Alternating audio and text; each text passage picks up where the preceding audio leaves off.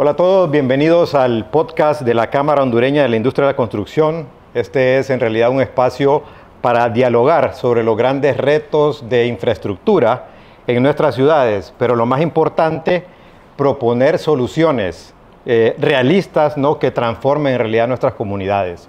Quiero agradecer hoy, estamos transmitiendo desde las instalaciones de Semcol Comercial, representante de la marca Caterpillar, a quienes desde ya pues agradecemos por el espacio que nos han brindado. Queremos en este día pues con un grupo aquí de amigos, de colegas de la Cámara, tocar un tema puntual, un tema que año con año pues siempre nos toca vidas, ¿verdad? Toca la economía, y este tema es el control de inundaciones en el Valle de Sula. Y solo para ponerlos un poquito en contexto, en realidad ustedes saben que el Valle de Sula es el corazón económico, ¿no?, de Honduras, que aporta más de la mitad del PIB y cerca del 70% de las exportaciones. Año con año siempre tenemos el problema de las lluvias, que los bordos no trabajan. Como antecedentes, ¿qué podemos decir, qué podemos hablar de lo que ha sucedido a lo largo de estos años? Bueno, yo creo que la idea aquí es una conversación entre amigos, y antes que nada yo quiero también agradecer a Caterpillar por habernos abierto sus puertas, a la familia Raudales, que son los representantes de Caterpillar en Honduras. Muchísimas gracias por el apoyo. Yo creo que para todo ingeniero civil, cuando estamos estudiando, nuestro sueño es comprar una Caterpillar, ¿verdad? Sí, por lo menos tener un juguete de estos. Ya están los regalitos, ella los tiene listos. Así ya te va a cumplir el sueño. Sí. Una colección de estos. Pero solo el chiquito, ¿verdad? Los grandes no. Claro. Bueno, pues la idea es esta, abrir un espacio para empezar a debatir temas de país, temas de infraestructura, como dijo César. Esta idea nació en una de estas pláticas en la Cámara de Construcción, así que la estamos tratando de sacar al público. Y yo voy a empezarles diciendo algo. Yo no soy el único que está aquí en esta reunión que no es del Valle de Sula. Yo del Valle de Sula en mi juventud venía a pasear, venía, como dicen los hipotes, a pijinear. ¿Y te gustaba? Y me encantaba, bueno, me encanta todavía. Ah, magnífico. Y por eso vengo. Y ahora pues a trabajar, y siempre he visto a los sanpedranos, sobre todo a los limeños en mi juventud, que sufrían con las inundaciones. Y siguen sufriendo. Y yo tengo un mito urbano en mi cabeza. Y me decían que hace muchos años vino, y suena hasta casi como una historia de Alí Baba y los 40 ladrones o las 1001 noches, vino el gobierno de Kuwait y le dio una gran donación al gobierno de Honduras para mitigar los problemas de inundación del Valle de Sula. De ahí nacen los canales que conocemos, y eso nos permitía en aquel momento... Te referías al canal Maya y al Chotepe. Correcto. Okay. Ahí yo necesito que me vayan aclarando, porque como les digo, no conozco. Entonces, según lo que yo tengo, el mito que yo tengo grabado es, se hacen estas inversiones con dinero de Kuwait, y eso nos iba a permitir una ventana de 20, 25 años para que nosotros construyéramos las famosas presas del Jicatuyo, Llanitos, el Tablón, etc. Nos comimos los 25 años y no hicimos nada. ¿Es cierto ese mito o estoy equivocado? Totalmente cierto, Gustavo. Y yo lo voy a decir con propiedad porque yo fui director de la Comisión del Valle de Sula cuando construimos los canales de alivio, que era el Canal Maya, el Canal Campín, la ampliación del Chotepe y la ampliación del Chamber en la confluencia del Mar Caribe. Y efectivamente fue con fondos de Kuwait y de la OPEC también. Era un préstamo y aparte era concesionada, y por haberlo manejado tan bien, recuerdo que nos donaron $1 millón para preparar lo que era el estudio y el diseño de la represa del Tablón en la ubicación donde se encuentra, no en la ubicación donde la movieron aguas arriba en Limones. Entonces, con la idea de que en 25 años tuviéramos ya tanto la represa del Tablón como también la represa de Jicatuyo y los Llanitos en el río Lúa. Pero bueno, 40 años esperando y todavía no hemos tenido efectivamente ese compromiso. Y sí quisiera yo, para todos ustedes, decirles que el Valle de Sula hoy por hoy está más vulnerable que nunca, porque no se logró reconstruir todos los bordos de la margen del río Chamelecón, del río Lúa, efectivamente, y no se han dragado ni los canales de alivio que anteriormente mencioné, y eso generalmente, estamos expensos totalmente a un desastre, teniendo en cuenta que el Senado dice que vienen efectivamente eventos de naturaleza fuertes y esto va a venir a generar un impacto. Quisiera agregarle a César García que el Valle de Sula es el nervio y motor de la economía nacional. Aquí está la industria, la banca, el comercio, de aquí se nutren las finanzas del Estado, como bien lo digo. Pero es una lástima que efectivamente por oposición en los ciudadanos de Quimistán no se puede desarrollar la empresa del tablón y efectivamente el impacto es fuerte porque no sufre el valle. Sí sufre el valle, pero quien va a sufrir es la economía del país y eso es a consideración de todos. Miren, pero ¿qué solución se le puede dar a la gente de Quimistán? Porque ellos también están sufriendo, entonces depende del punto de vista. Yo entiendo, y como hondureño estoy de acuerdo, en que hay que hacer la presa. Mira, pero si yo fuera de Quimistán diría, me vas a inundar, bro. Correcto. Solo te digo una cosa. Por experiencia, si la gente le garantizamos el pago justo, ¿verdad? Y rápido, y no suceda lo que pasó con el Patuca, que 2 años y no le pagaban las afectaciones. Entonces, si se sienten en una mesa de diálogo, Osmin, Arnaldo, Gustavo y César, estoy seguro que si le garantizan efectivamente el pago justo y que se va a pagar en 90 días, la gente acepta, pero saben que efectivamente el gobierno es long time. Y algo que hay que agregar, toda obra ingenieril tiene que impactar en el ambiente. Y eso hay que tenerlo como una condición sine qua non. Por eso están las medidas mitigables que vengan a darle una solución positiva a esos impactos que generan las obras que ingenierilmente intervenimos en la naturaleza. Yo quisiera agregar algo más cuando estaba mencionando de los canales de alivio. Si lo que yo tengo que recriminarle a nuestro gobierno es que no tuvimos la agilidad o la visión de darle continuidad a lo que ingenierilmente y correctamente hizo la transnacional en el momento que hasta el año 1974, cuando vino el FIFI, para atrás ellos le venían dando el mantenimiento a todas las obras hidráulicas de control de inundación que estaban en el Valle de Sula. O sea que estábamos mejor en el 1950 que en el 2025. ¿Sí? Te lo aseguro que sí, pero hagamos una comparación muy correcta. Al año 1974, la presión poblacional en el Valle de Sula significaba apenas unos 400,000 habitantes. Claro. Hoy tenemos más de 2,5 millones. Por lo tanto, las obras que había hecho la Tela Railroad Company tenían sentido y razón de sacarle aguas arriba al río Lúa y volvérsela a meter aguas abajo para proteger sus plantaciones. Ese era el objetivo de ellos. Pero hidráulicamente era lo correcto y sigue siendo lo correcto. Por eso hay que rehabilitar el Boquerón de Progreso, que es el único que le saca más de 40 piscinas olímpicas de agua por segundo al río Lúa y las va a depositar al Mar Caribe. Luego más adelante tenemos otros aliviaderos como ser el de Toloa, el de La Fragua, el de Monterrey, que le sacan agua al Lúa y lo meten al canal que más adelante se le llama el Crique Martínez y saca esa agua hasta el Mar Caribe. Eso ayuda a bajar la presión que provoca las grandes precipitaciones y esas inmensas cantidades de agua que transporta el río Lúa y que provoca esas grandes inundaciones. Y no solo cada los 20 años que teóricamente se ha visto ese periodo. Hay también grandes avenidas en años intermedios.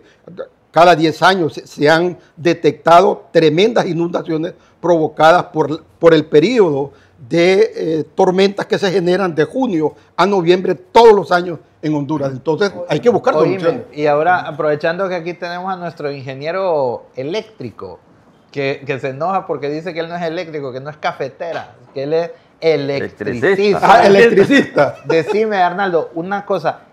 Yo escucho a gente que dice que la represa del Tablón tiene que generar energía. Hay otros que dicen que no, que tiene que ser una represa seca. Y también escucho gente que opina sobre las presas secas, pero yo sé que ellos nunca en su vida han visto una presa seca. yo tengo una particularidad, yo tengo familia en México, en Monterrey específicamente. Ahí hay una presa seca gigantesca que se construyó, que ha salvado a la ciudad de Monterrey muchas veces. Este año, casualmente, la presa no es que falló, sino que fue sobrepasada por las lluvias, pero ya detectaron que fue porque hubo corrupción, porque no se protegió la cuenca, porque no se le dio mantenimiento. Esas presas abajo tienen un hoyo donde sale el agua cuando es cierto nivel y protegen las grandes avenidas de agua. Entonces, yo como usuario de esa presa seca, porque la he usado, mi familia la usa, recientemente fuimos beneficiados por ella, puedo decir que sí funciona. Pero escucho técnicos muy reconocidos en Honduras que dicen que no funciona, que es una tontera. Entonces, también escucho que aguas arriba, aguas abajo, vamos a inundar Quimistán, no vamos a inundar Quimistán. ¿Vos qué opinás? O sea, ¿sirve esa papada para generar la energía o no sirve? ¿Nos va a electrocutar? Bueno, ¿Nos va a electrocutar o no? En el proyecto está establecido un proyecto de generación de 17 megavatios, que es una potencia apreciable, pues, que servirá para satisfacer energía del sector que está ahí, ¿verdad? Cerca, realmente, ¿verdad? Claro, tiene un costo alto realmente hacer un proyecto porque lo estás haciendo en donde está una represa y todo, y eso de alguna manera, pues, el costo de generar esa energía, la inversión es alta, ¿no? Te pregunto, Arnaldo, ¿y puede ser autopagable a pesar de los 17 megas que genera? Claro, ¿Verdad claro. que sí? Es que es una energía, al final estamos hablando de una generación que puede durar 50 años, pues. Ajá, pero ¿y si la presa se encarece tanto para meterle el tema energético, ¿por qué no mejor, una idea loca, ponemos paneles solares y la dejamos seca la represa como la de Monterrey? Están queriendo aprovechar el agua, pues. Eso es. Claro. Tenés el agua ahí, estás Porque buscando una materia prima que no te cuesta nada y que la vas a aprovechar. Y pues, te va a dar dos realmente, beneficios. Lo que antes no tenías ahí, podés generar turismo y podés generar agua para riego y para abastecimiento de agua. Ahora, sí De es ahí- importante ver el tema de socialización de esa zona. Ese es ¿verdad? el punto. Ese punto yo creo que el gobierno tiene que meterle tiempo con gente especializada, porque esas cosas no somos los ingenieros que las vamos a resolver así nomás, ¿verdad? Esos son temas sociales, entonces tiene que haber gente experta en el tema social para poder hablar con la gente y demostrarle lo beneficioso que va a ser el proyecto para la comunidad. Pues se van a inundar ciertas zonas y todo, y hay que tratar de minimizar, pues, el daño que se pueda dar y que la gente pueda moverse a otros lugares y que pueda recuperar, pues, sus tierras de alguna manera, pues, que Ahora, sean equivalentes a lo que él si tenía. volvemos a ese tema del tablón, yo he escuchado por años el tablón, Jicatuyo, los llanitos, por ejemplo, ustedes que estuvieron trabajando en lo público, ¿por qué no se dieron? ¿Por qué dicen que se licitan, no siguen? O sea, ¿qué ha pasado? ¿Por qué Es ha más, sucedido ahí? Odebrecht O sea, tenía ¿qué un está contrato con la sucediendo? compañía Odebrecht, ¿O que dónde es que después- nos hemos estancado, No, mire, verdad, aquí- como país? Aquí no vamos a leer la mano entre gitanos. La verdad es que ha faltado. Y una respuesta específica. Falta de voluntad. Ha sido. Pero la verdad es que ha habido una apatía total. Todas las administraciones pasan y nada. Yo quisiera reforzar algo de lo que dijo Arnaldo. Arnaldo, la represa del Tablón siempre fue conceptualizada para contener las avenidas en la cuenca alta, para prever inundaciones al Valle de Sula. Pero de la cuenca del río Chamelecón. Del río Chamelecón, correcto. Estamos hablando de 22 megas en aquel entonces cuando no se Es había correcto, degradado, ajá. no se había degradado la cuenca. Hoy llegamos solo a 17. Aparte de que de usos múltiples con abastecimiento de agua potable, apoyo al sector agrícola que podía dar, hay otra ingrediente más. Pagar un cano, ¿verdad? Aquellos terrenos, aquellas propiedades que son inundables y que no valen nada en este momento. Al sacarlas del estatus de inundable a ponerlas a no inundable, eso incrementa también la plusvalía de esas tierras. Entonces ahí tenés una recuperación. O sea, sí se puede ser factible hacerlo. Ahora, Jicatuyo y los Llanitos, obviamente, es otra historia. La generación es generosa y que vendría a darle el respaldo total al Valle de Sula. Pero bueno, la respuesta, César, es no ha habido voluntad política para impulsar estos proyectos. Bueno, yo Ahora, creo que solo para poner... algo que quisiera agregar, ¿verdad? Con el tema, si al hacer la cortina y la tenemos llena de agua y todo, pues esa agua también, como decía, sí puede servir para el tema de cultivo, pero puedes también generar opciones para otras ciudades que requieren agua. Y poder mover, generar nuevos proyectos de agua para ciudades que están cercanas, ¿verdad? Ahora, para poner en contexto todo esto, aquí va a salir un mapa del Valle de Sula y de la cuenca del Ulúa y del Chamelecón, para que todos los que están viendo esto vean el tamaño de la cuenca. La cuenca del Ulúa, señores, empieza en Comayagua. La cuenca del río Ulúa son aproximadamente 20.000 kilómetros cuadrados y la del Chamelecón apenas llega a 3.000 kilómetros cuadrados. Es 6 veces mayor la del Ulúa que el Chamelecón. Entonces aquí ustedes van a ver en la gráfica cómo se dividen los ríos, cómo se ve la cuenca, para que tengan una idea de la magnitud de proyecto que estamos hablando. Y sobre el río Chamelecón, entiendo, es que va la represa del tablón. Correcto. Y sobre el Ulúa, ¿qué represa es la que va? Jicatuyo y Los Llanitos. Jicatuyo Y ahora hay una represa privada que se está construyendo y que quedó a medio palo, que es Tornillito. Tornillito. ¿Verdad? Ahí Tornillito estamos nosotros haciendo algunos elementos para ella, pero yo sí quisiera irme un poquito para atrás y regresar de nuevo. Miren, la vulnerabilidad del Valle de Sula hoy por hoy es grande, producto de lo siguiente.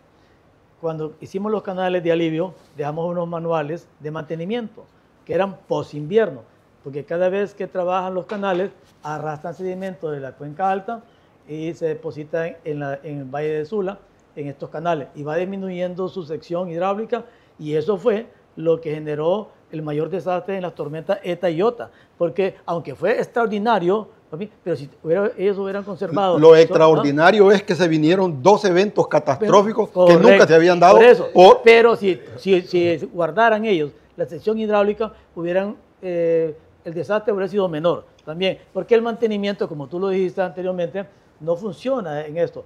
Pero ahora, yo diría, podemos estarnos lamentando, pero ¿qué podemos hacer en este momento? Yo quiero aprovechar esta oportunidad para lo siguiente. Estamos en una recta electoral.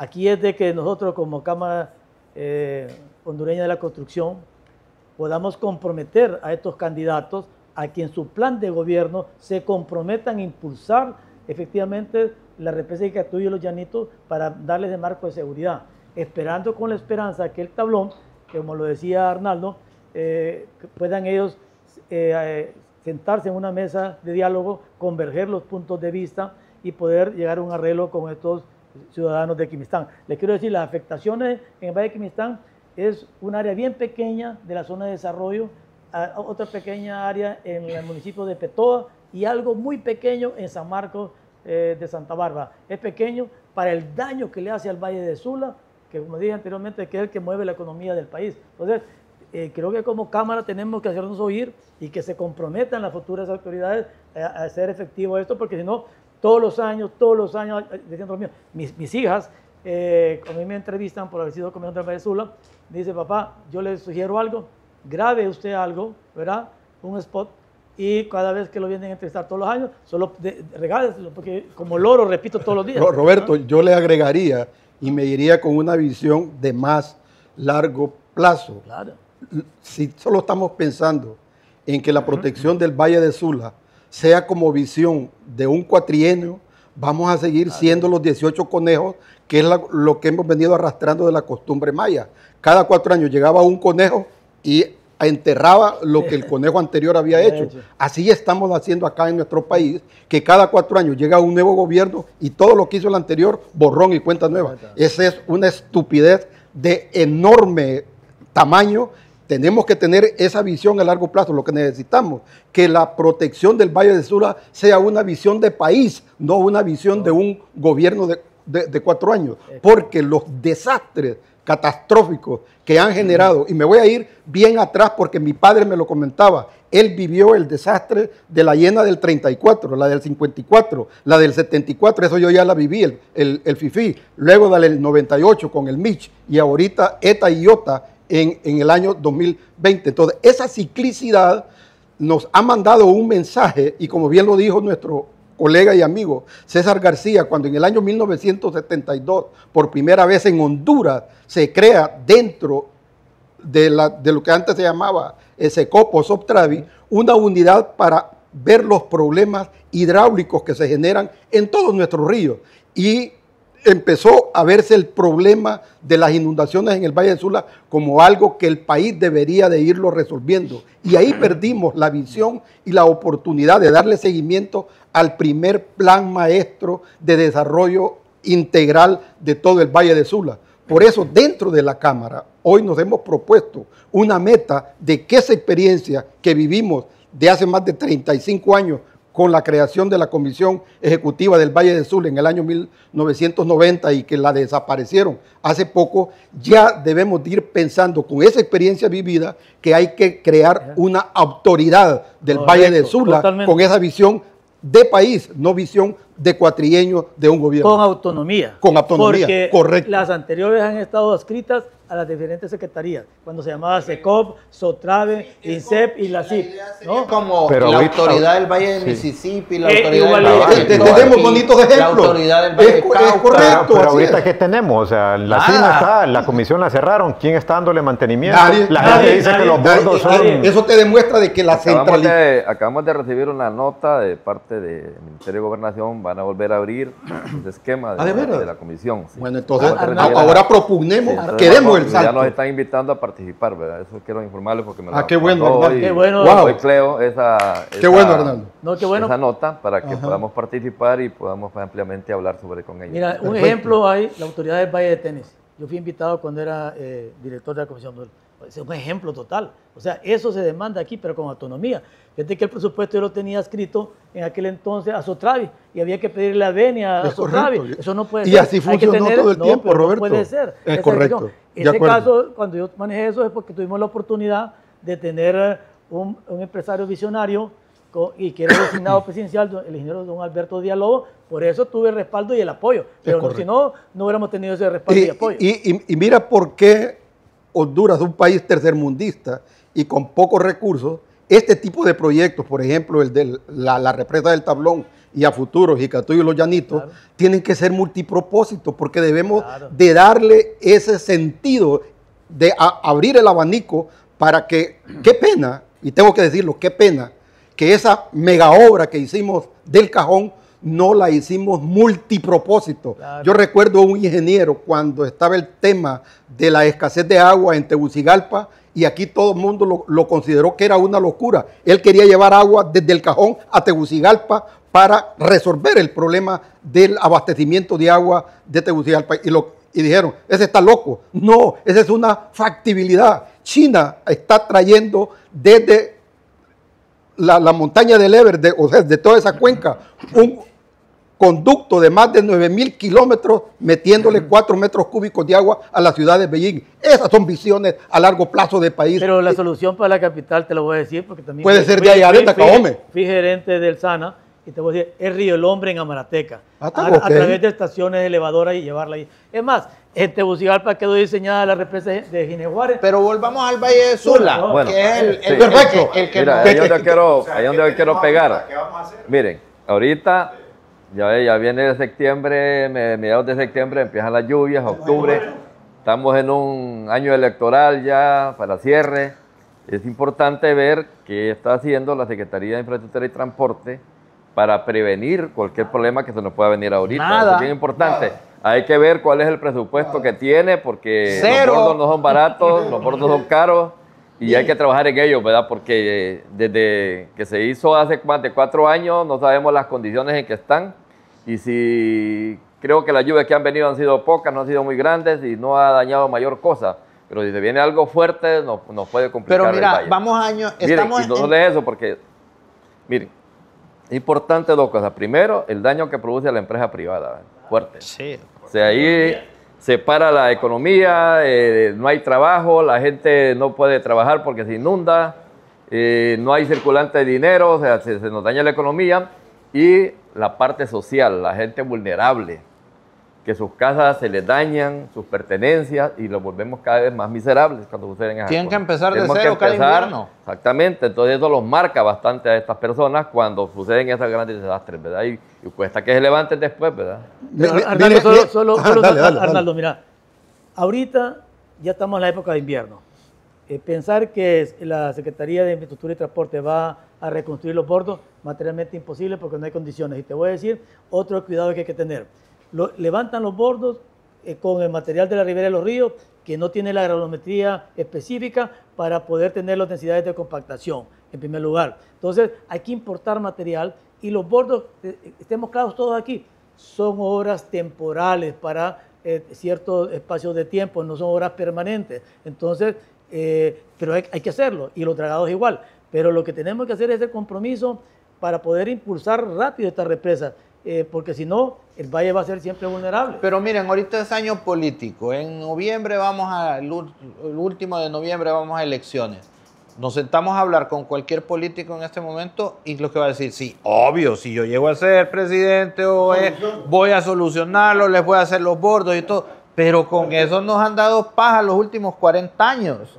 ¿Qué vamos a hacer diferente esta vez para que el que gane realmente cumpla su palabra y no nos sigamos inundando? Porque el de presidente en Tegucigalpa no se moja. Entonces, y aquí la gente hasta se ahoga, sufre, se le pierde todos sus enseres de cocina, de casa, y tienen literalmente que empezar cada invierno. Entonces, ¿qué vamos a hacer? Mira, lo que acaba de decir Arnaldo, de que ya recibió una nota de parte del Ministerio de Gobernación que van a reactivar la unidad que se conocía como la Comisión Ejecutiva del Valle de Sula. Muy bien, pero la sugerencia que debe de salir de la Cámara como un cuerpo colegiado es de que le demos una mayor prestancia a esa comisión y, como decía Roberto, que no siga siendo adscrita a una secretaría y que siempre las decisiones que deben de tomarse van a depender de la voluntad política del quien esté en esa secretaría, que en este caso es hoy la CID. Por eso hay que propugnar y pelear. Si la van a volver a abrir, pues que le den una mayor autonomía y poco a poco aspiremos a algo mayor, que es crear la autoridad del Valle de Sula. Y quiero decir algo más con respecto a lo que decía Roberto. Miren, los bordos, por mucho que han sido satanizados y vilipendiados, pero es la única infraestructura que tenemos en el Valle de Sula y que representa más de 900 kilómetros de bordos que se tienen a lo largo y ancho de todo el Valle de Sula. Y vean, ahorita que pasó ETA y IOTA, las rupturas fueron aproximadamente 235 rupturas y el promedio de esas rupturas anduvieron alrededor de unos 500 metros más o menos. Si multiplicamos los 230 por 500 me da casi unos 70 kilómetros. ¿Qué representa 70 kilómetros de 900? No llega, pero ni siquiera al 9%. Claro. Bien o mal, han respondido, pero se necesitan otras obras que vengan a darle más cuerpo y más músculo a los bordos. Si una vez construimos las represas, construimos las presas Sabo para que esos sedimentos de las cuencas altas no nos vengan a dañar más los cauces de los ríos, el tema de los bordos va a pasar cero a la izquierda y ahora hay que ir pensando cómo vamos a manejar el control de la inundación con las compuertas que vamos a tener tanto en las represas del Tablón como en las represas Jicatuyo y Los Llanitos, para que haya... Cuando ETA y IOTA, yo no sé, pero si ustedes lo pudieron ver, fue increíble el desastre que hubo, por ejemplo, en el aeropuerto. En el aeropuerto llegó a haber una vaca en el segundo piso, una vaca viva, se fue a refugiar al segundo piso del aeropuerto, subió las escaleras eléctricas como esos chutes de carga. Entonces, fue un desastre total. Gustavo, te voy a dar datos.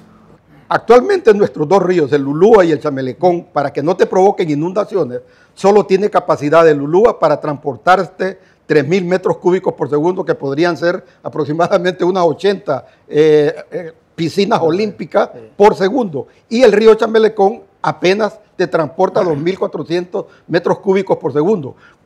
Y lo que vino con esta IOTA, el Lulúa te generó 13.000 metros cúbicos, prácticamente 4 veces más de la capacidad del río Lúa, y del río Chamelecón 5.000, casi los 6.000 metros cúbicos. Si sumamos la cantidad de agua que trajo la cuenca del río Lúa y del Chamelecón, transitaron por el Valle de Sula 17.000 metros cúbicos. No hay capacidad con el sistema de bordo, ni aún con las represas que tengamos, y démosle gracias que el Cajón también no permitió que viniera más agua, si no hubiéramos llegado a los 20.000 metros cúbicos. Por eso es que tenemos que ordenarnos, pues, porque lo que tú estás diciendo son soluciones de corto plazo, lo que es la parte de los bordos, son soluciones de 0 o 2 años, pero después tenemos que entonces impulsar, y eso es lo que nos toca ahorita después, impulsar esos proyectos como el Jicatuyo y los Llanitos, son proyectos importantes que deben de hacerse, pues en este nuevo gobierno debe ser un alto compromiso del nuevo gobierno que venga,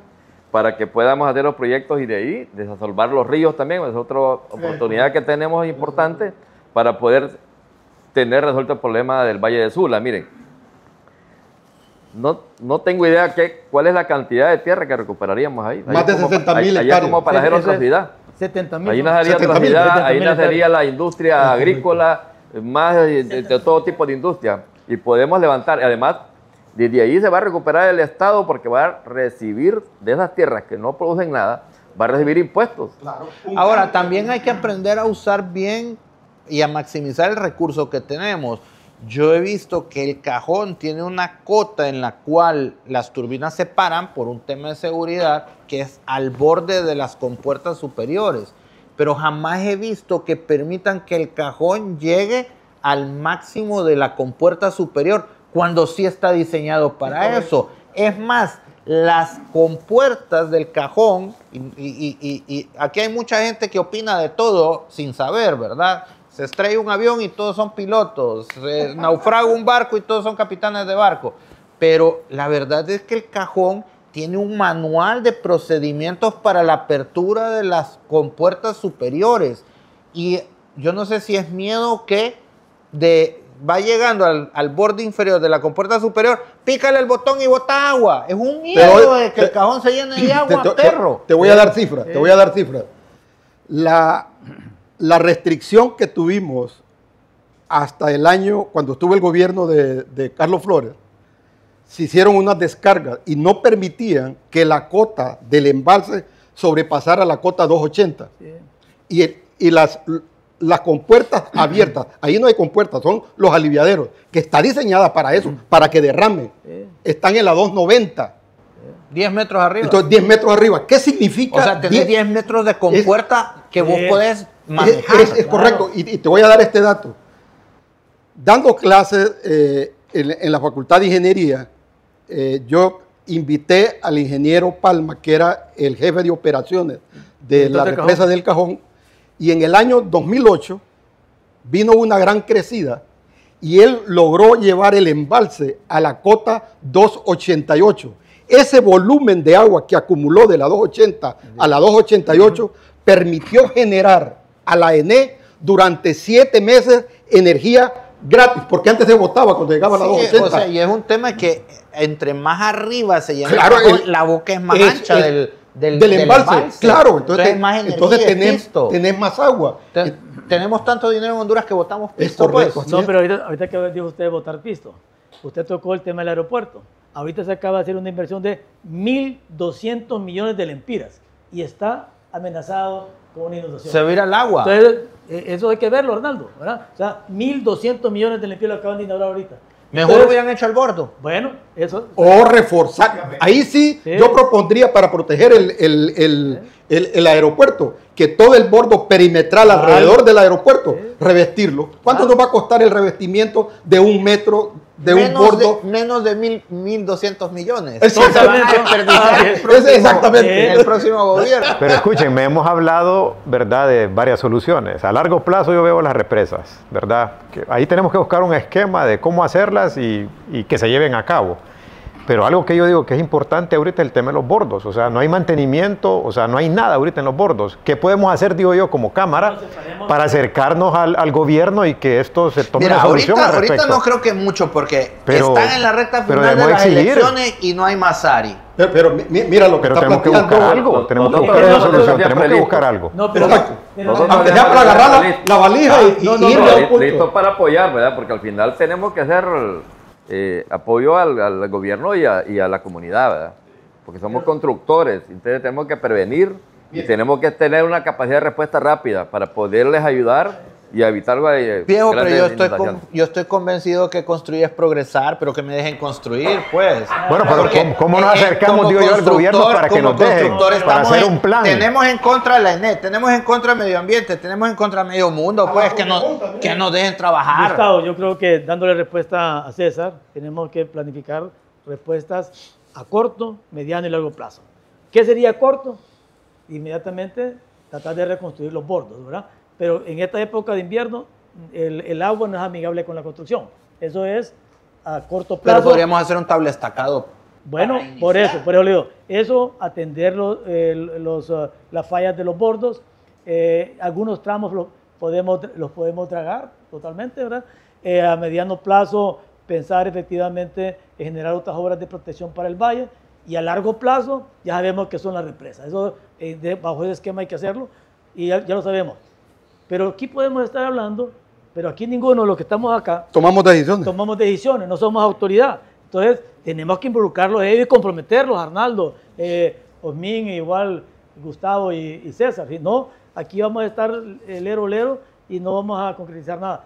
El compromiso de generarle una responsabilidad al gobierno y a la zona metropolitana del Valle de Sula, que hay una organización que aglutina a todos los alcaldes del Valle, ¿verdad? Y que ellos también se hagan sentir en esa voz, porque ellos son afectados. No solamente Pimienta, no, Potrerillo, Villanueva, La Lima, El Progreso, San Pedro, Choloma, Cortés, Omoa, todos son afectados. Tela también es afectado. Todos ellos son parte de la zona metropolitana del Valle de Sula. Hay que hacerlos a ellos que despierten y que tomen esto con gallardía. Nos sumamos todas estas organizaciones y podemos que nuestra voz se pueda escuchar. Mire, yo retomo las palabras de Arnaldo en donde decía, ¿qué podemos hacer ante lo inminente?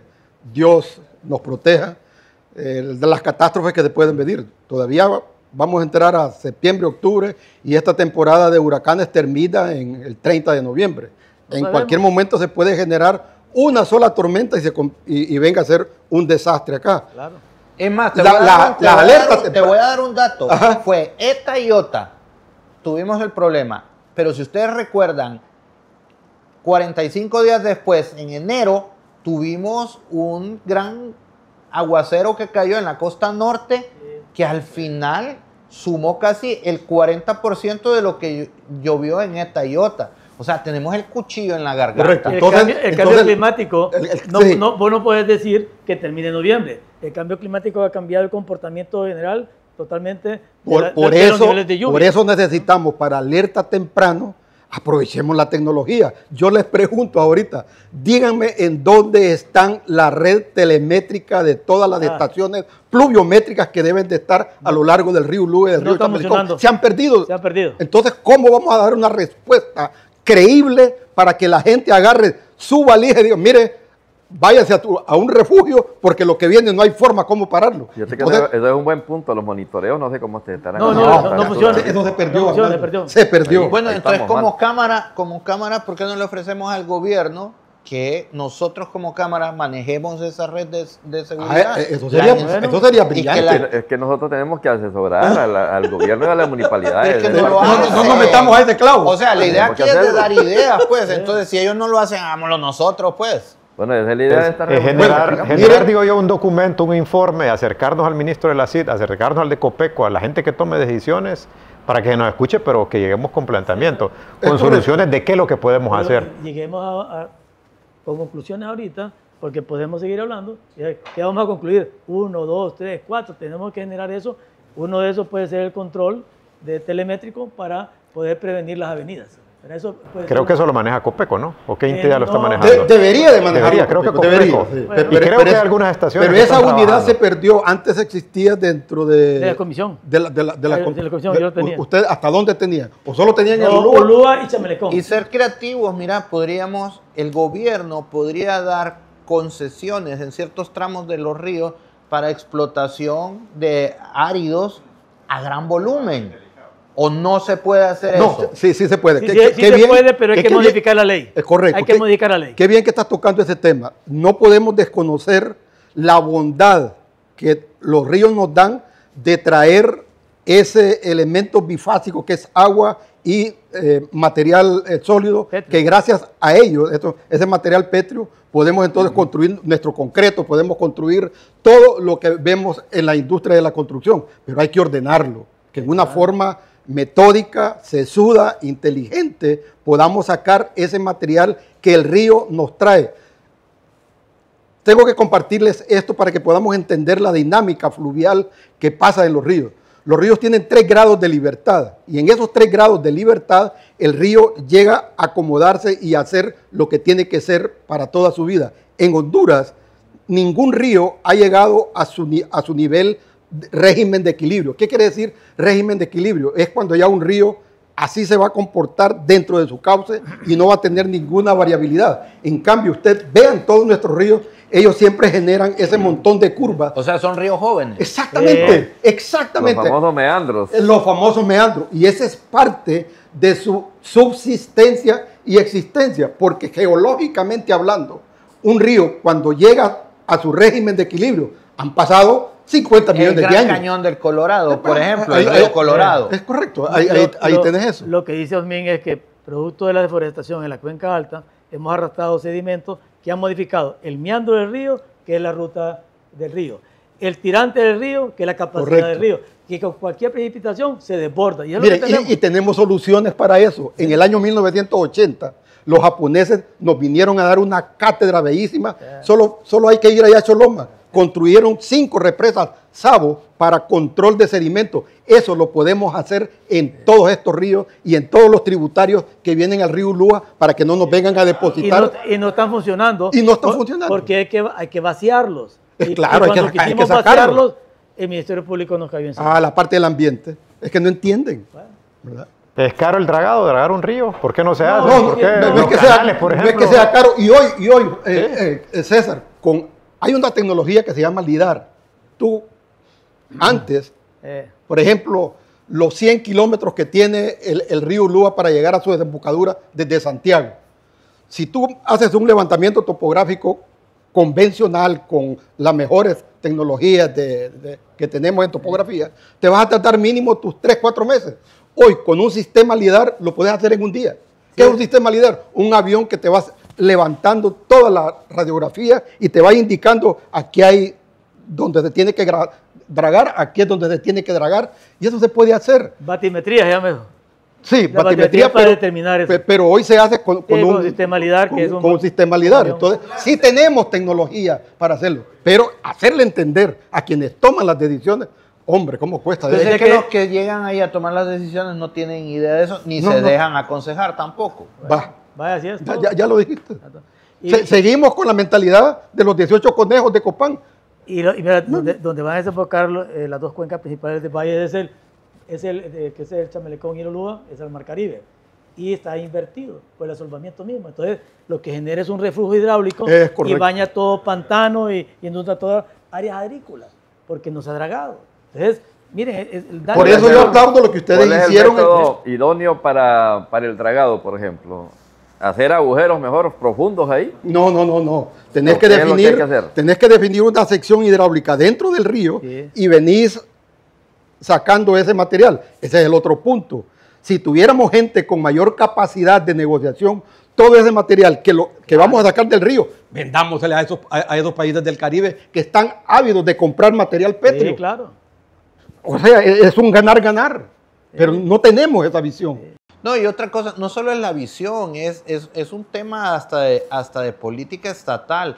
La empresa privada, como dice un expresidente de COEP de aquí de la Chico, hacer negocios en Honduras es hacer deporte extremo.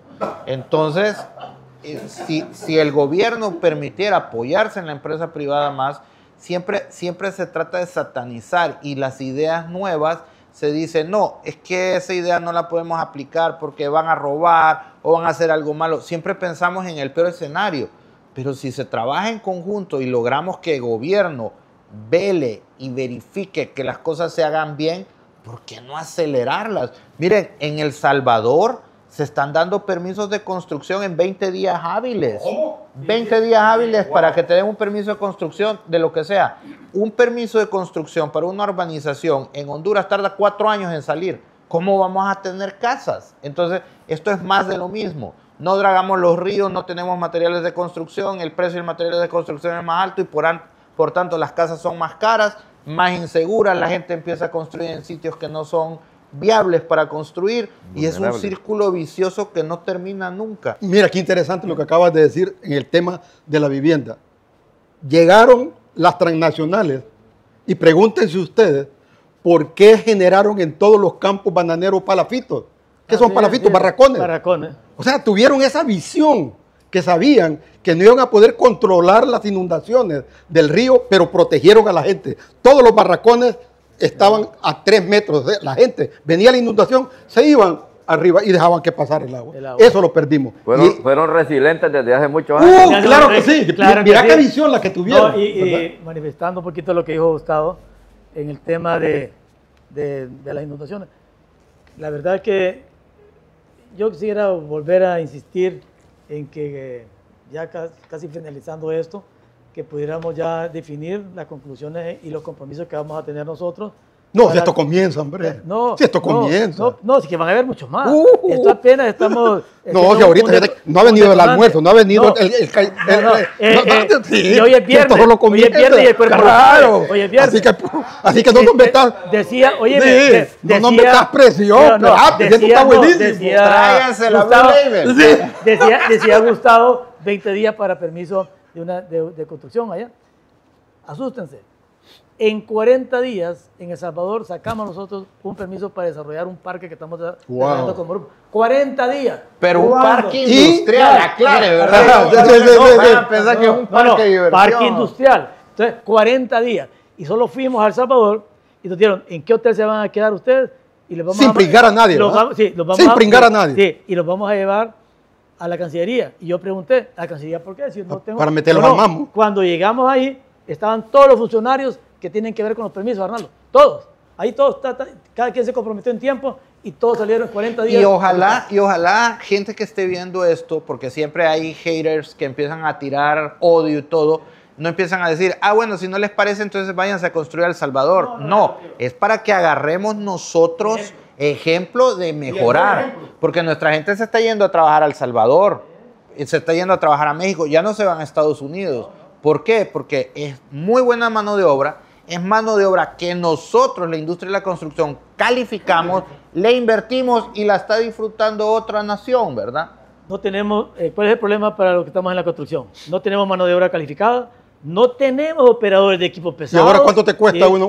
No, hombre, si un operador de motoneradora hoy por hoy que está en vías de extinción, le está cobrando a uno 45,000 lempiras mensuales, más de lo que les pagamos a los ingenieros. Bueno, pero aprovechando esto que están diciendo del equipo pesado y de que no tenemos operadores de equipo pesado, podemos parar ahorita y después seguimos y vamos a poner aquí una información en este momento para que cualquiera que esté interesado en convertirse en operador de equipo pesado se acerque a la Cámara de Construcción y se pueda certificar como operador de equipo pesado. Y también vamos a presentar ahorita otros servicios. Hombres y mujeres, ¿verdad? Hombres y mujeres, claro. Y vamos a presentar todos los servicios que la Cámara ofrece. Gustavo, ¿y nuestros simuladores ya están funcionando bien? Ya están funcionando. Y es importante para motivar al género femenino que el éxito que hemos obtenido cuando preparamos a mujeres salen mejores que los de género masculino.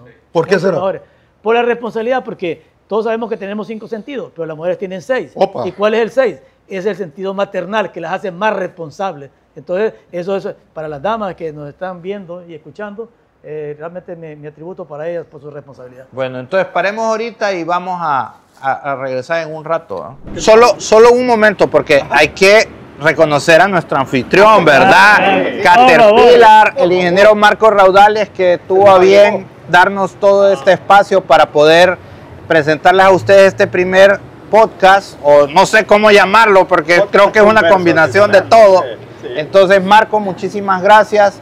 Creo que, como lo dijimos al principio, todos los ingenieros queremos en algún momento una Caterpillar. Y pues muchas gracias por recibirnos. ¿Y qué nos puedes decir de los equipos Caterpillar en Honduras? Gracias por estar aquí, ¿no? Y uno contento de tenerlos porque al final del día de alguna manera u otra ustedes entran y salen en esta oficina y nos vemos de una manera individual o con las personas que trabajan con ustedes y ver el tipo de equipo. Lo que yo les puedo contar un poco es la parte de la maquinaria y qué tipo de maquinaria están utilizando y qué hay atrás de ellas últimamente. Y el tema de la tecnología es lo que yo puedo traer más a relucir. O sea, ya ahora no son unidades solamente que el operador las conoce, sino que hay una conexión satelital, hay un tema que se llama CatNet, están conectadas con satélites, todas estas unidades están automáticamente conectadas con satélites, reciben información para un tema de productividad, digamos, en el sitio de trabajo ustedes miran cuánto avance han hecho, pueden verlos, pueden ver cuántas metros cúbicos han movido.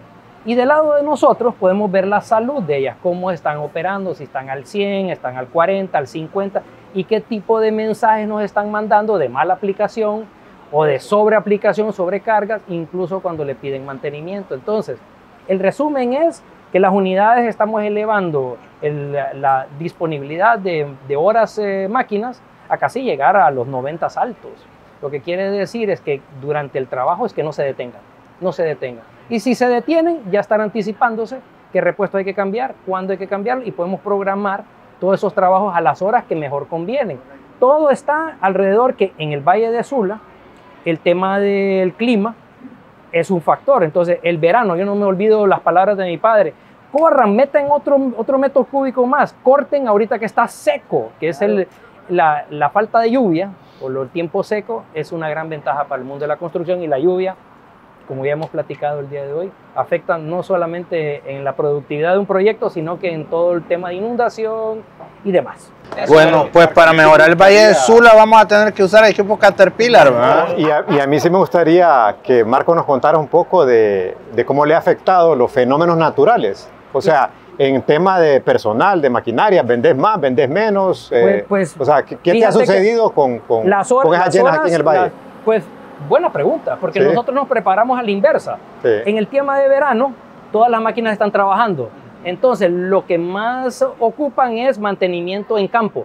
Vemos que lo que ocupan de nosotros es técnicos que necesiten llegar al lugar y que hagan reparaciones rápidas para volver a tener la máquina en trabajo. Y en el invierno ya son reparaciones mayores.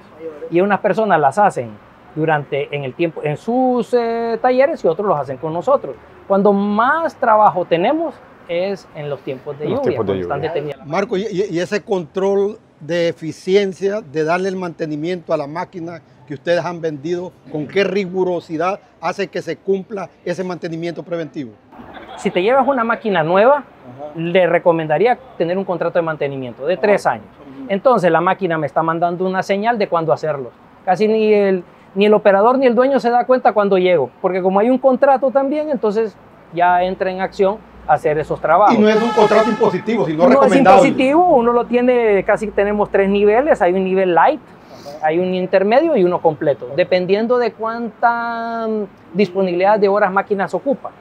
Pero ahí está, entonces esa es la plática que más tenemos en una máquina nueva. En una máquina ya con sus años, reconstruir todo, pues entonces tenemos mucho una conversación con su propio operador, porque él es el que más sabe lo que le está pasando a la máquina. Marco, en el tema del stock de repuesto, que a veces uno tiene problema que no hay repuesto y que hay que esperar 3, 4 días, eso también nos afecta a nosotros. Correcto. Entonces, los repuestos, nosotros los llamamos los repuestos de alto movimiento y piezas críticas. Hay unas que son machine down, le llaman, máquinas caídas. Entonces, esos repuestos hay que tenerlos, porque la máquina caída, una manguera, no hablemos de cosas complicadas, una manguera, un filtro estallado, el aire acondicionado de la excavadora ya no está funcionando y el operador ya no quiere trabajar con esos calores. A veces, y ya se apaga. Se autoprotege. Entonces, hay piezas que tenemos que tenerlas por obligación y Caterpillar las tiene bien claras en lo que es máquinas paradas. Y de ahí están los repuestos que son tradicionales de consumo. Esos de consumo son cíclicos. Cadenas, puntas, todo lo que son piezas de desgaste tienen que existir de mayores inventarios en el tiempo del verano. Y se bajan los inventarios en el tiempo del invierno. Y eso lo pasamos nosotros modulando. En la medida más máquinas están conectadas satelitalmente, que ahorita tenemos como unas 2.500 máquinas conectadas satelital. Ya tenemos un parámetro de cómo suben y bajan como estadística de las horas que operan. Ustedes apúrense a adquirir la máquina Caterpillar porque ya quedan pocas, ¿verdad? en la promoción ahorita, que tiene marca. Pero mira qué interesante el seguimiento que le dan a las máquinas que han vendido. Entonces, volviendo al tema que Arnaldo mencionó sobre la alerta temprana, claro, yo me hago la gran pregunta, ya no hay forma por lo que se va a venir con esta lluvia, ¿qué está haciendo el gobierno con los albergues para una respuesta inmediata de alerta temprano a lo que se nos va a venir? Como decía Arnaldo, hay que proponerles que identifiquen albergues que tengan condiciones dignas. ¿A qué me refiero? Que tengan sistema hidrosanitario, ajá, que tengan electricidad, que no los van a ir a ubicar ahí a lugares ahí como a tirarlos como cualquier objeto. Correcto. Condiciones dignas, porque acuérdense que es una familia entera, donde hay niños, ¿va? De todas las edades. Entonces, eso es lo que quedaría ahorita, porque ir a reconstruir algo, Arnaldo, ahorita ya no da el tiempo, no da el tiempo, pero sí generar y garantizar la vida humana como un fin supremo. ¿A qué me refiero? Los asentamientos están invadiendo lo que yo le llamo la zona de amortiguamiento hidráulico del río. Es correcto. Entonces, tenemos que garantizarle poder de desalojar a estas familias que a veces se resisten, Arnaldo, y garantizarles dónde pueden albergar sus enseres, porque para ellos es su patrimonio, ¿verdad? Para su patrimonio que les ha costado sacrificio. Entonces, serían dónde los van a embodegar, dónde les van a tener un resguardo seguro, y ellos también que estén pasando ese tipo de balas. Y en el verano, inmediatamente a la reconstrucción de los bordos como una medida temporal. Y a esa resistencia natural de la gente de irse a un refugio, ¿cómo debe de responder el gobierno para garantizarle a la gente que no le van a saquear su casa cuando se mueva a un refugio? Con verdaderos trabajadores sociales que vayan a hacer conciencia, y para eso ya hay una ciencia y una disciplina para tratarlo de convencerlos y darle el marco de confianza. El problema es que hay que reconocerlo aquí. El funcionario público ha perdido credibilidad totalmente. Entonces, cuando se le va a hablar, no le creen. Entonces, yo creo que la empresa privada y los gremios como este debemos de tener alguna participación y debemos de exigirla como personas que de alguna manera tributamos y contribuimos al erario. Bueno, la Chico siempre se ha preocupado por aportar al gobierno. Ahorita, como lo que vieron en el corto que hicimos, nosotros prestamos el servicio de llevar la estadística de los costos de los materiales de construcción y de mano de obra. Es una estadística que tiene más de 25 años de existir, es un referente en el país, desde el Ministerio Público hasta el Ministerio de Infraestructura y Transporte utiliza esta data, toda esta información. O sea, aportamos, hemos ayudado a crear leyes, hemos ayudado a redactar leyes, hemos estado presentes cuando más lo necesita. Somos la tarjeta de crédito del gobierno. En el tiempo de COVID hicimos ¿cómo se llama? El manual de construcción. La reapertura en tiempos de COVID lo hicimos. Y siempre insisto que somos la tarjeta de crédito del gobierno.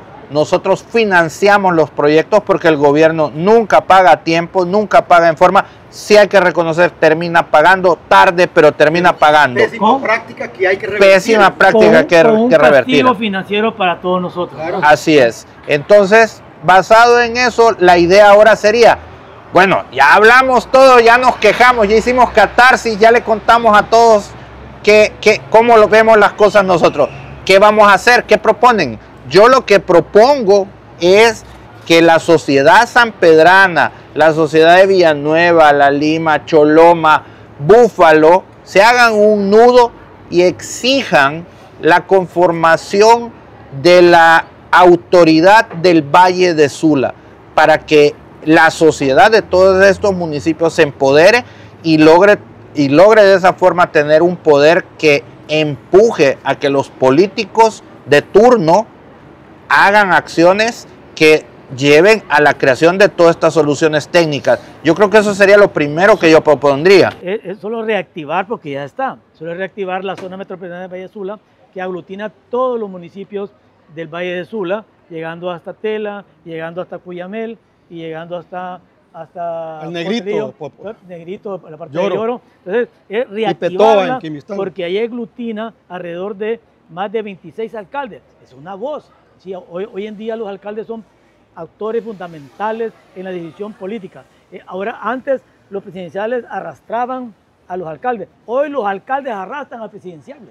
Mira qué interesante, Roberto, ya que hablas de esa mancomunidad, y es a eso que debemos de apostarle. Cuando la Comunidad Económica Europea empezó a agruparse y buscar una moneda única, país de primer mundo, ¿cómo les costó? Volvamos ahora a nuestro país.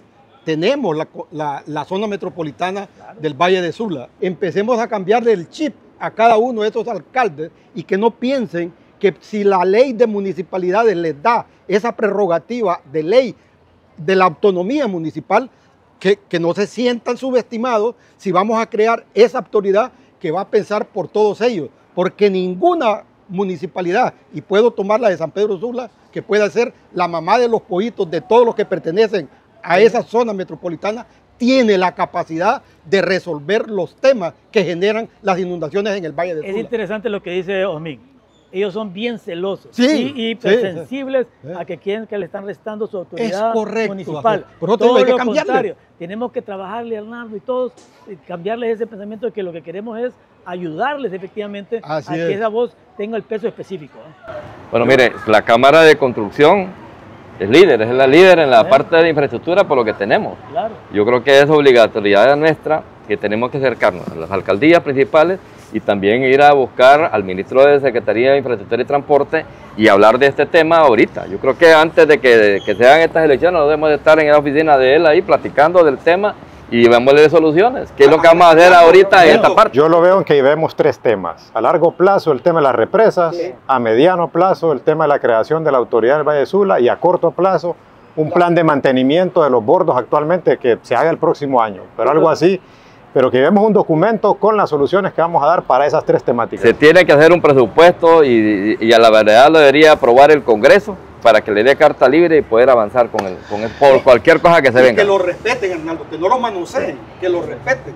Bueno, entonces creo que aquí podemos dar un compromiso como Cámara de Construcción de preparar ese documento que pudiese desembocar en una ley y en una política de Estado para el manejo de Valle de Sula, y llamar a todos estos alcaldes, a todas las fuerzas vivas de San Pedro que se quieran unir a la Chico para liderar este tema, porque si no hacemos cosas distintas vamos a seguir teniendo los mismos resultados y cada año nos vamos a seguir inundando. Gustavo, y tener esa amplitud de visión y de criterio y mandar el mensaje para las otras regiones del país, que no se piense que somos tan localistas y que solo estamos pensando en el Valle de Sula. No, que esto sea un proyecto piloto y que le sirva a todas las otras regiones en el país en donde se están dando estos mismos problemas. Para el caso, todo el Valle de Choluteca, que ahorita se están proponiendo la construcción de una represa que estás hablando más de 800 millones de dólares en las obras que se van a hacer en esos sectores. Entonces, lo bueno que pueden rescatar esos valles de Choluteca o de allá de Danlí o allá en Olancho, que si esto funciona, tiene que funcionar también para ellos. Hay una iniciativa en Choluteca para crear también una comisión. Qué bueno. Para eso, qué bueno. Pero el proyecto piloto fue este. Claro. Ya escuché también que en Morolica viene una licitación para un proyecto hidroeléctrico. Correcto. Que no sé si es como de 30 megavatios, más o menos. Por ahí, no me recuerdo mucho. Bueno, ya para ir cerrando, yo creo que antes de dar la despedida y todo, el agradecimiento, no sé si cada uno quiere dar sus palabras o dar un último mensaje. Al anfitrión, démosle privilegio al anfitrión. Pues primero el agradecimiento a cada uno de ustedes, porque el que más ha aprendido somos nosotros. La segunda parte me deja pensando, cada vez que están discutiendo lo que es un proyecto, de cómo se tiene que llevar a cabo, especialmente en el tema de inundaciones del Valle de Sula, pues me deja pensando qué tipo de máquinas debería de ir a ver para este tipo de terrenos, porque seguramente que en otras partes del mundo hay un equipo un poco más especializado que lo hace más rápido incluso. Entonces prepararnos desde un punto de vista de las herramientas, prepararnos adecuadamente para cuando estos sueños se vuelvan realidad. Bueno, yo retomando la palabra sueños, creo que a los hondureños por nuestro diario acontecer se nos ha quitado un poquito el derecho a soñar. Entonces soñemos que encontramos la solución del Valle de Sula, soñemos que encontramos otras soluciones y preparémonos para que esos sueños se hagan realidad y preparémonos para cuando esos sueños estén encaminados y estén funcionando. ¿Qué quiero decir? Hay que planificar, hay que planear a largo plazo. Nosotros como país, como Valle de Sula, como empresa, necesitamos planificar a 20 y 50 años. Si nosotros no planificamos, vamos a seguir teniendo los problemas en este momento. Si soñamos que arreglamos el problema del Valle de Sula y empiezan nuestras ciudades a crecer extensivamente en forma horizontal, después vamos a tener un problema de transporte, después vamos a tener un problema de suministro de energía, un problema de suministro de agua potable y de recolección de desechos sólidos. Así que mi mensaje final es, aunque el sueño se haga realidad y controlemos las inundaciones del Valle de Sula, las ciudades en Honduras como ciudades modernas deben ser altas, densas y céntricas para poder ofrecer una mejor calidad de vida a todos nuestros ciudadanos. Gustavo me hace recordar una frase bien corta que decía mi padre, el ingeniero Luffy Enrique Sabla, compañero del ingeniero Marcos Raudales, padre de Marcos Raudales hijo, que decía: hijo, no piense en pequeño, porque no va a hacer cosas pequeñas, va a ser miniaturas que no sirven para nada. Piensa en grande para hacer cosas grandes. Eso es lo que estamos haciendo en este momento, pensando en grande para hacer cosas grandes y marcar la diferencia de un antes y lo que va a ser un después. Así que mi agradecimiento siempre a Cencol por este espacio y este escenario, y yo creo que muy satisfecho de poder contribuir efectivamente para el beneficio del Valle y del país, porque lo que nosotros protejamos al país le va a dar beneficio a Honduras entero. Bueno, yo creo que tomemos como punto de partida esa reunión que vamos a tener dentro de poco con la gente del Ministerio de Gobernación para ver la Comisión del Valle de Sula. Vamos a ver qué cambios puede traer y vamos a ver qué ideas podemos llevar nosotros ahí para que esto se haga realidad. Creo que es un sueño que hemos tenido todos realmente quizás no vamos a poder eliminar a un 100% todas las inundaciones, pero va a ser un alto porcentaje que nos va a permitir desarrollar más nuestra ciudad y el Valle de Sula, y que siempre siga siendo el Valle de Sula el mayor generador del Producto Interno Bruto del país. Claro. Mi recomendación, por lo que ya se viene y que tenemos ya a la vuelta de la esquina, es que el gobierno vaya pensando en dignos albergues, porque eso lo tenemos a la vuelta de la esquina. Y también que la red de sistemas pluviométricos a lo largo de los dos ríos principales que bañan el Valle de Sula, el Ulúa y el Chamelecón, que reactiven esos puntos pluviométricos para que tengamos información creíble y que permita tomar las decisiones correctas. Alerta temprana. Alerta temprana. Bueno, yo nuevamente quisiera agradecer, ¿verdad?, a Cencol con su marca Caterpillar habernos abierto las puertas acá de sus instalaciones para llevar este podcast, que como vieron, pues la intención era esa, ¿no? Identificar un problema de infraestructura. Ahorita tocamos ese tema pues tan importante, ¿verdad?, como es la vulnerabilidad del Valle de Sula con el tema de las inundaciones, y también escucharon las soluciones que nosotros estamos planteando. Esperamos que nos continúen viendo más adelante, mes a mes. Vamos a tratar de traerles este mismo tipo de videos, este mismo tipo de podcasts conversacionales. Nos van a visitar en YouTube, en Spotify, y como es el eslogan de la Chico, construir es progresar. Muchas gracias y nos vemos nuevamente. Gracias. Muchas gracias. Progresar.